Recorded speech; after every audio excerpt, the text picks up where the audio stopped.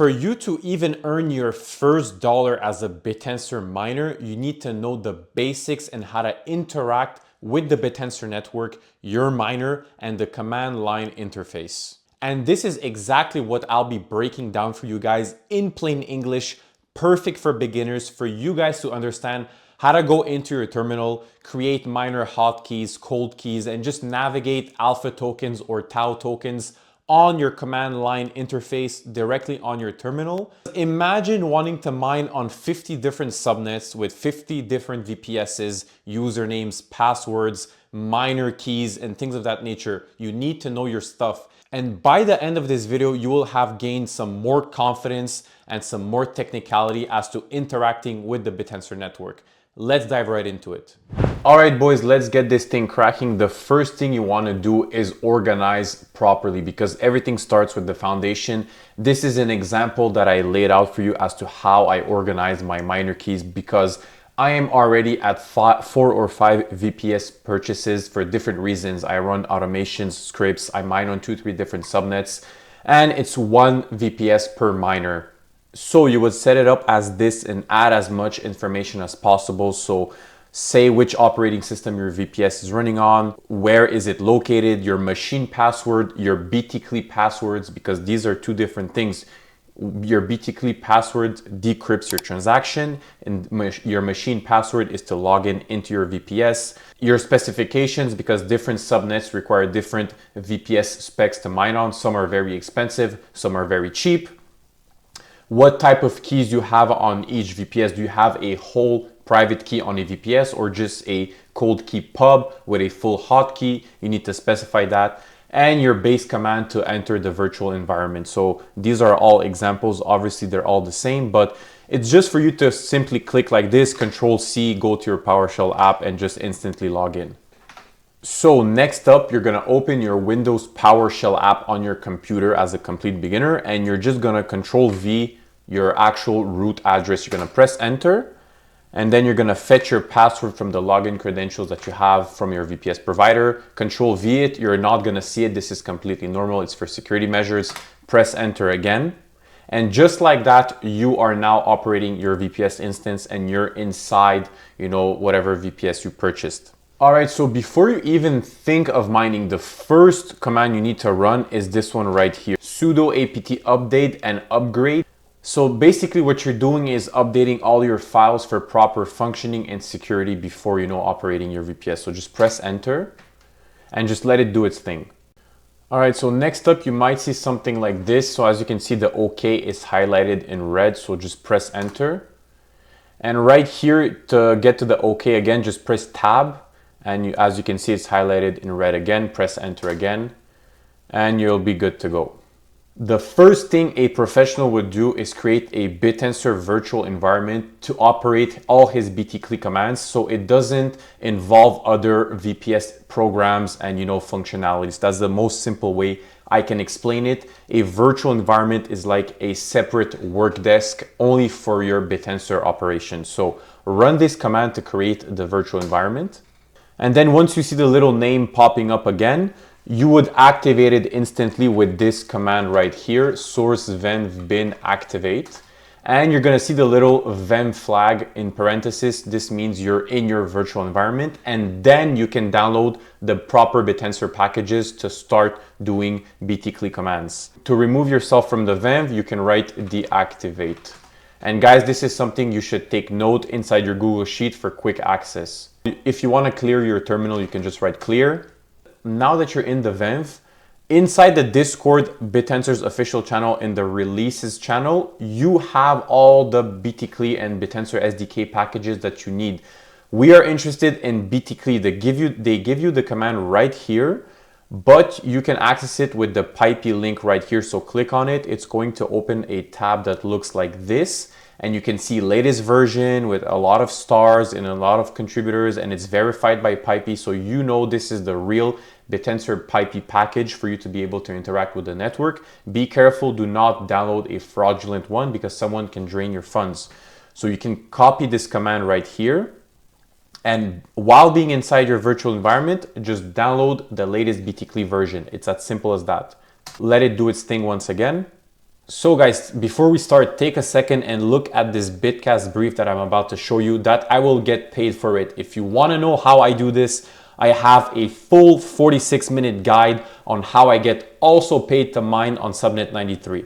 So guys, if y'all are seasoned, vetted traders, Bitget's universal exchange trading application and platform is here right now. You can trade stocks, TradFi, crypto, ETFs. You can long and short gold and silver. You can have all sorts of trading products with up to 25x leverage. You can trade your favorite cryptos.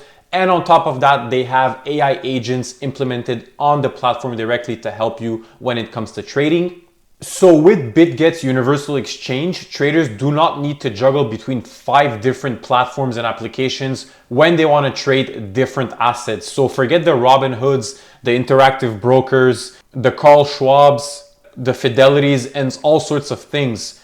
Just plug into their all-in-one trading applications and have all the assets on the go.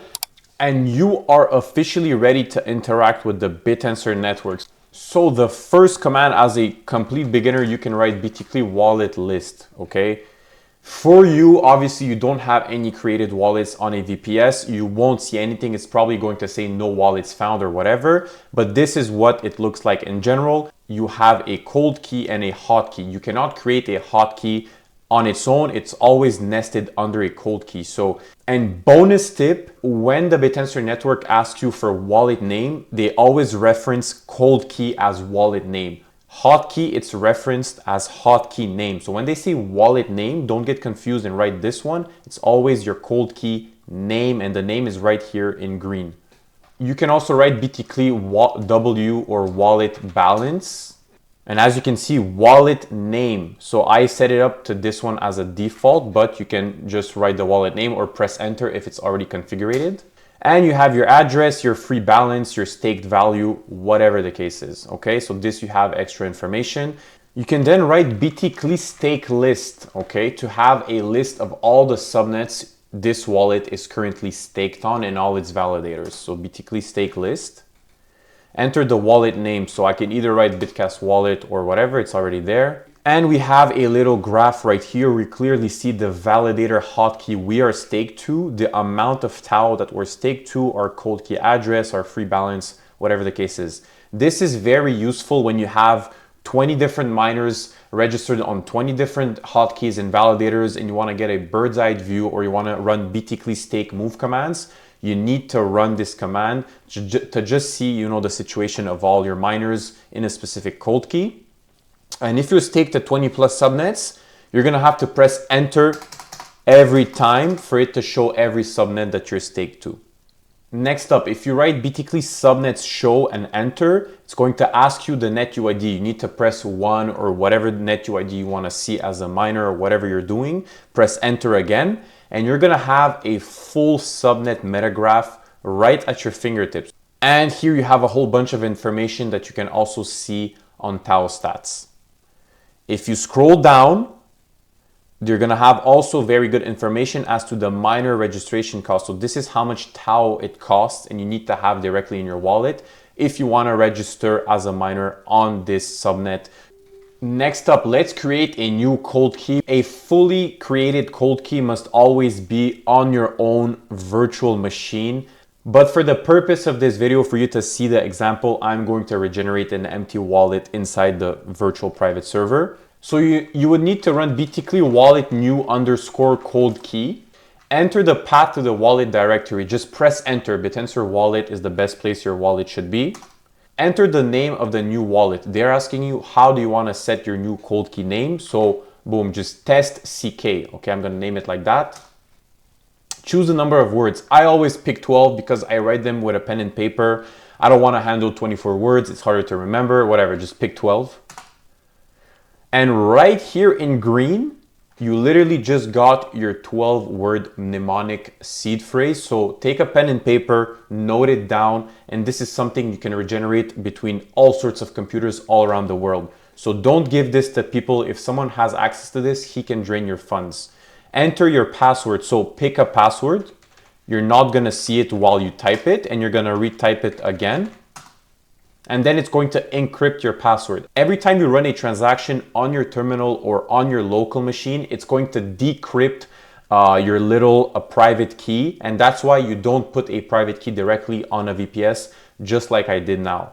So boom, it's going to say cold key created, and if you run BTCLI wallet list, you are going to see that I now have two cold keys, my test CK with my address right here. This is what you send to friends if they want to send you some Tau.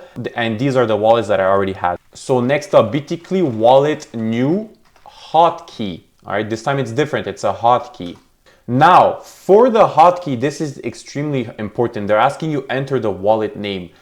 Whichever cold key you want to nest this hotkey under, you need to write it right here. So I'm going to write test CK because I want this new hotkey to be nested under my test cold key. Enter the name of the new hotkey. Remember what I said earlier, guys. So test HK. Choose the number of words, 12. Enter. And boom, the same thing. You have your 12 words. Note them again. And as you can see, I just created a test cold key and a test hotkey. So next up, you just created these two wallets locally. You need to associate them to the Bittensor network when it comes to registering on subnets, because you might end up having bugs and not being able to register on the subnet if you don't associate these two hot and cold keys that you plan to mine on with. So BTCLI wallet associate hotkey, right? Enter the wallet name. Enter the wallet name. Obviously write test CK, because this is the wallet we want to associate to our hotkey.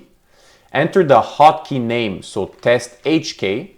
So they're asking you, do you want to continue with this association? Yes, enter. Enter your password. It's going to decrypt it once again. Boom, successfully associated hotkey. So if you want to mine with these two wallets, you can now register on subnets.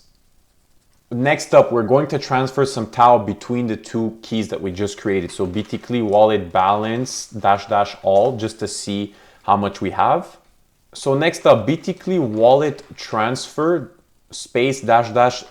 Dest is for destination. So obviously the destination is the test cold key. Control C, Control V, enter.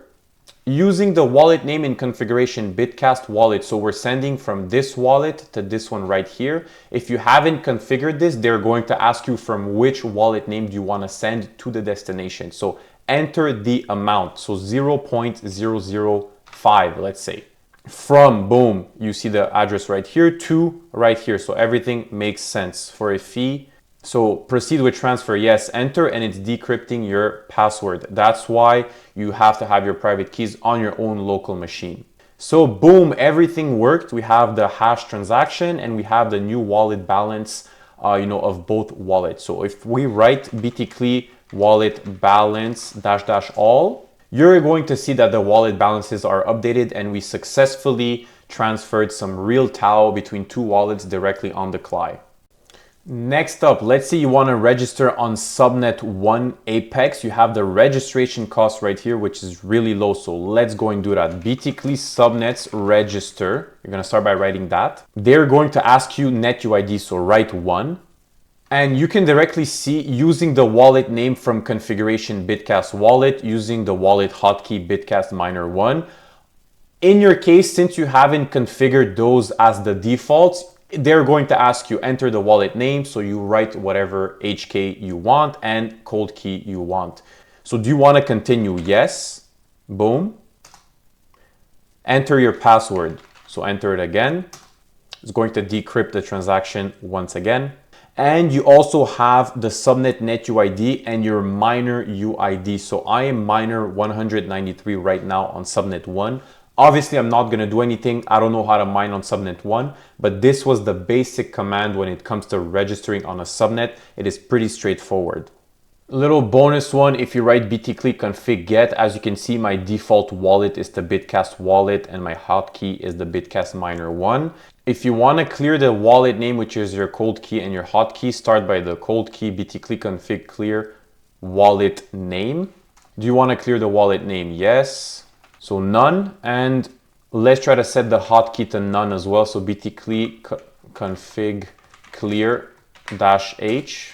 Boom, BTCLI config get And as you can see, if you compare them, none, none, and before it was that. So right now what I just did is going to ask me every time with which wallet you want to interact with, and it's not going to assume I want to interact with these ones. Next up, let's do another super important command from the CLI directly. It's BTCLI stake add. That's if you want to stake to a subnet. BTCLI stake remove is if you want to remove your alpha token staked back into Tau. So let's add some. So boom, BTCLI stake add. So these are some options: safe staking, rate tolerance, partial staking. This is something I will cover privately in my Discord alpha group because I don't want this video to be 1 hour long. Enter the net UID to use. So let's stake to root. So UID 0. Enter the wallet name Bitcast wallet. This is my cold key name. Enter the wallet hotkey name or SS58 address. So this is super important. This is the validator's hotkey address. This is super important. So you're going to go to Tau Stats Investor section and click on yield. Okay. And as you can see, you're going to select in which subnets you want to stake on. So boom, root. We want to stake on root. And we can directly see that the validator here has the highest 1 month APY, which is 6% right now. We're going to go with Taobot because I'm used to it. So just click on the little 2 squares right here. It's going to copy the little hotkey and you're going to see it. Go back to your terminal and press Ctrl V. This is Taobot's hotkey. This is how you do it because you stake to a validator. Now the terminal is going to retrieve the balances and select the amount of Tau in which you want to stake. This is our free balance right here. So obviously we want to stake less than that for it to work, 0.005. Press enter. And you have the overview right here. You're going to stake to this hotkey.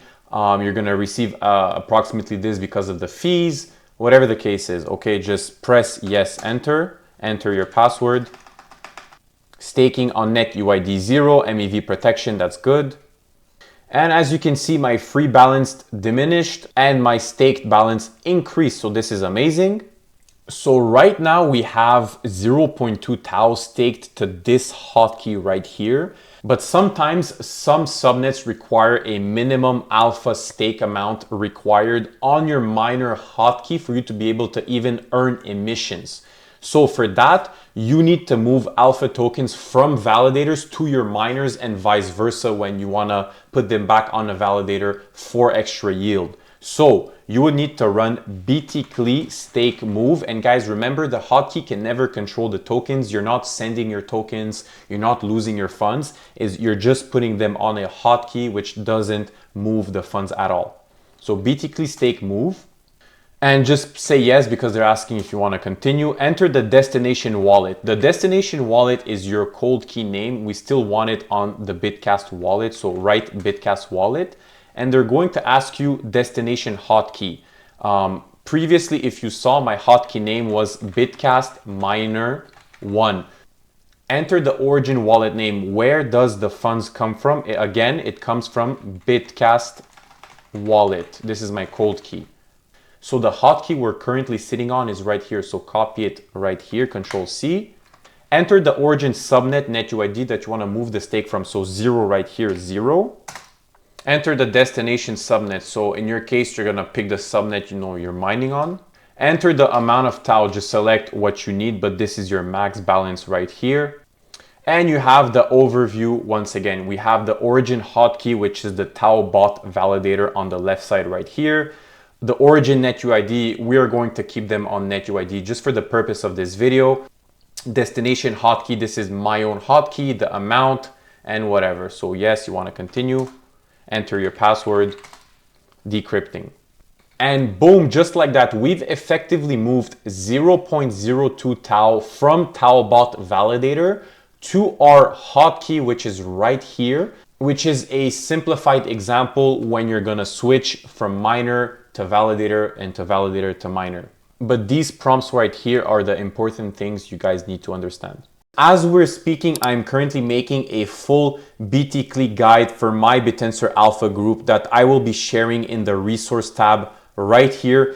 If you want a full detailed explanation of all the different types of commands, because believe me, there are much more than this. And you can also ask your help questions and anything you need in this section right here.